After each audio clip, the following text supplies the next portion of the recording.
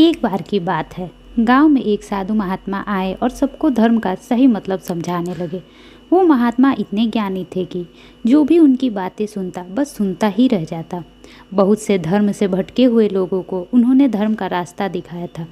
साधु महात्मा गांव-गांव घूमकर तथा हर गांव में 5 दिन रुककर सबको ज्ञान की बातें बताया करते थे। एक दिन जब वो अपने भक्तों के बीच बैठे अपने विचार सबके समक्ष रख रहे थे, तभी एक वृद्ध व्यक्ति उठकर बोला, मोक्ष प्राप्ति कैसे की जा सकती है? कृपा करके मुझे बताएं। महात्मा बोले, क्या तुम्हें मोक्ष प्राप्ति करनी है? वो व्यक्ति बोला, हाँ। महात्मा बोले, चलो मेरे साथ, हम दिन रात भगवान की भक्ति में लीन रहेंगे, इससे अच्छी मोक्ष प्राप्ति क्या होगी? वृद्ध बोला, मैं आपके साथ जरूर चलता, लेकिन मेरे पोता पोती बहुत छोटे हैं और उन्हें देखभाल की ज़रूरत है। अगली बार जब आप आएंगे तब मैं अवश्य ही आपके साथ चलूँगा।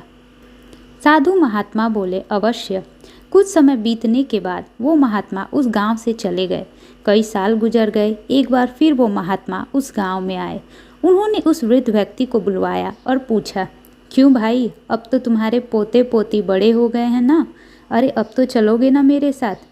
वृद्ध व्यक्ति बोला, हाँ बाबा, वो बड़े भी हो गए हैं और कुछ सालों में उनकी शादी भी हो जाएगी। बस एक बार उनकी शादी देख लूँ फिर चलता हूँ। साधु बाबा बोले, सोच लो, अगली बार फिर कोई कारण मत सुना देना।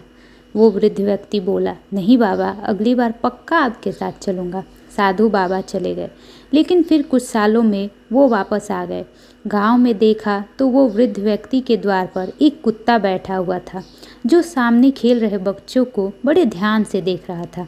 महात्मा जी को अपने ज्ञान इंद्रियों से ये समझते देर न लगी कि ये कुत्ता ही वो वृद्ध व्यक्ति है, जो मरने के बाद भी अपने परिवार के मोह जाल में ऐसा फंसा हुआ है कि मोक्ष भी नहीं पाना चाहता।